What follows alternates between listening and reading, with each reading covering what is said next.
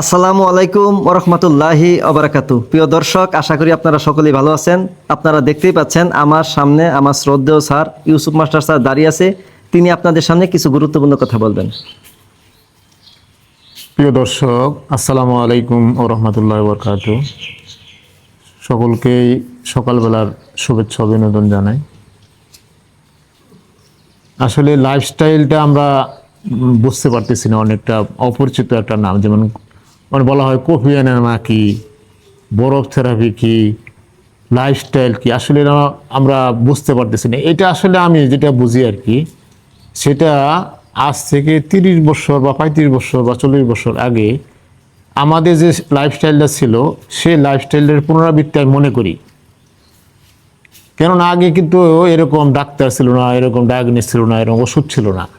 তারা কিন্তু আমরা দেখছি যে আমার বাপ দাদারা অনেক সুস্থ ছিলেন, তাদের লাইফস্টাইল লাগছে না। তারা যেভাবে জীবন নিয়ে চালনা করছে তাদেরটাই ছিল লাইফস্টাইল। এখানে যে জাহাঙ্গীর কবির স্যার যে লাইফস্টাইলটা বলতেছে, আমি মনে করি সেটা 30-35 বছরের যে লাইফস্টাইল, জীবনের যে গতিটা ছিল, জীবনের যে শৃঙ্খলাটা ছিল, ডিসিপ্লিনটা ছিল, সেটাই লাইফস্টাইল।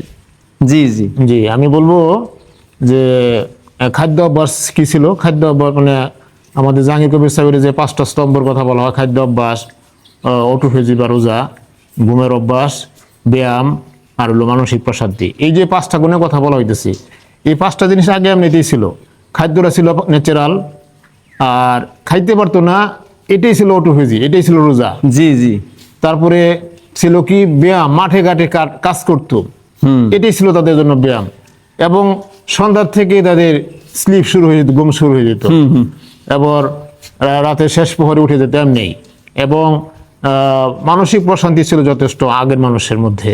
আগের মানুষের মধ্যে এরকম ছিল না। আগে মানুষ অনেক সুস্থ ছিল, একে অপরে পরিপূরক ছিল, এত স্বার্থপর ছিল না, মানুষের সাথে মানুষের মানে হৃদ্যতা বেশি ছিল।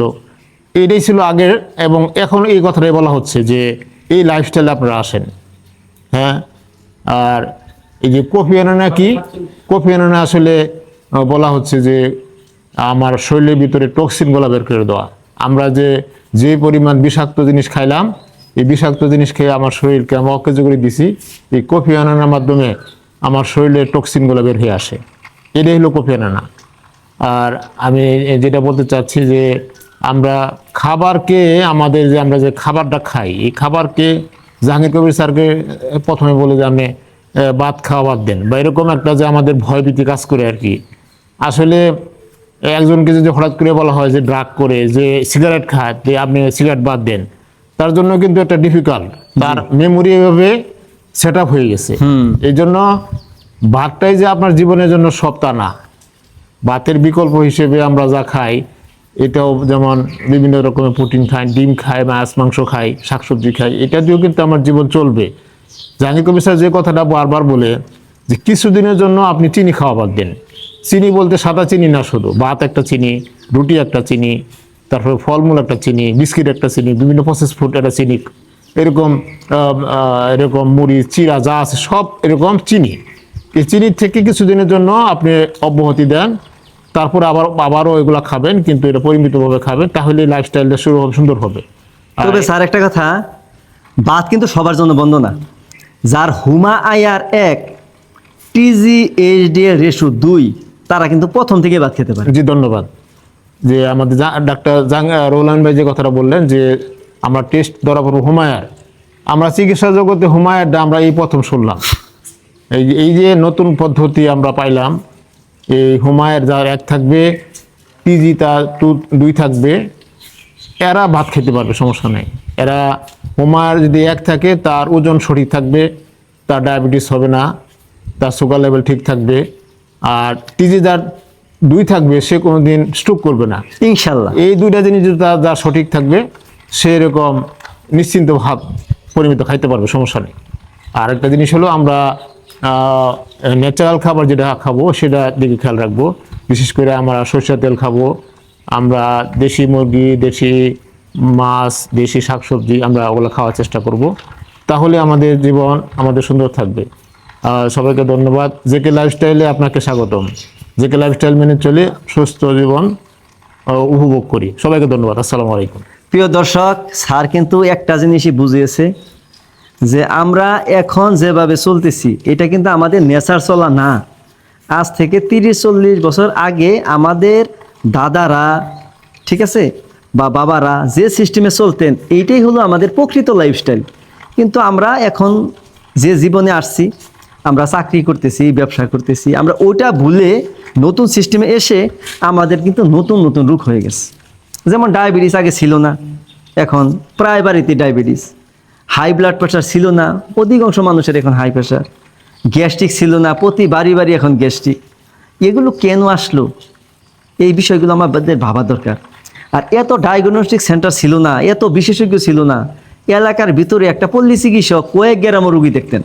ওই সময় যে রোগগুলো হইতো এগুলো হইলো পাতলা পায়খানা, স্যার ঠিক আছে কথা, জি। ইনফেকশন ডিজিজ, উপস্থিতিতে মানুষ মারা যেত, পাতলা পায়খানায় মানুষ মারা যেত। কিন্তু এখন যে রোগগুলো হচ্ছে এগুলো হলো বেশি পুষ্টির রোগ। যেমন বেশি বেশি খেয়ে অতিরিক্ত ওজন বেড়ে যাচ্ছে, আবার আমরা পরিশ্রম করতেছি না, মানুষ টুক করতেছে, হার্ট অ্যাটাক করতেছে, প্যারালাইসিস হয়ে যাচ্ছে। এজন্য আপনারা যদি একটু সচেতন হন, ঠিক আছে, তাহলে কিন্তু আপনারা সুস্থ থাকতে পারেন। এই যে আমরা বলবো আপনারা ফ্রিগুলো আগে মানবেন। এই যে স্যার কিন্তু আগে ফ্রিগুলো মানছেন। এক সময় স্যারের কিন্তু মাসে 5,000 টাকার ওষুধ লাগতো, স্যার ঠিক আছে কথা। ঠিক আছে, ঠিক আছে। এক সময় স্যার কিন্তু বাংলাদেশের চিকিৎসা শেষ করে ইন্ডিয়া 2বার গেছিল সুস্থতার জন্য, কিন্তু সুস্থতা নিয়ামত স্যার পাইছে না। আমাদের এখানে স্যার এসে প্রথম ফ্রিগুলো মানছে, তাই না স্যার? জি, জি। প্রথম ব্যায়াম করছে, তারপরে গাছে হাঁটছে, শরীরে রোদ লাগাইছে, শ্বাস প্রশ্বাসে ব্যায়ামগুলো করছে। এগুলো কইরা যখন একটু উপকার পাইছে তখন সয়াবিন ছেড়ে সরিষার তেল ধরছে। আর স্যারের আগে থেকে চা খাওয়ার অভ্যাস, আগে চিনি দিয়ে চা খাইতো, পরে চিনি ছাড়া খাইছে। এখন স্যার কিন্তু আস্তে আস্তে কোফিয়ানামা করতেছে, হলুদ বুস্টার খাচ্ছে, পিংসল খাচ্ছে।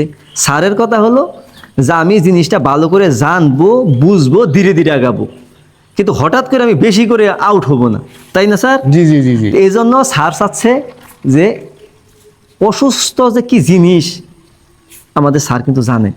এই জন্য আপনারা যেন অসুস্থ না হন, আপনারা যেন সুস্থ থাকেন, এইটার জন্যই স্যার আপনাদের সামনে কথা বলতেছে।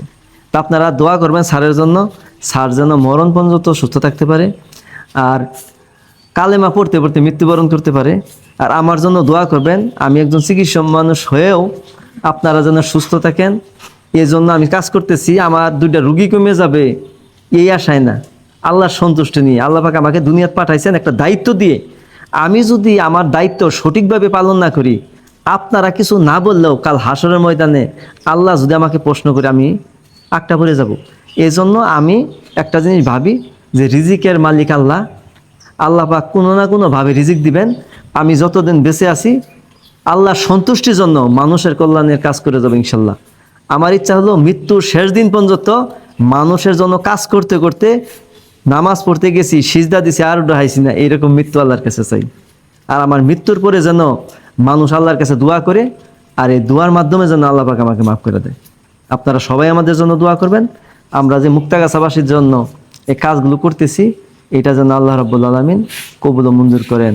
আপনারা সবাই ভালো থাকবেন, সুস্থ থাকবেন।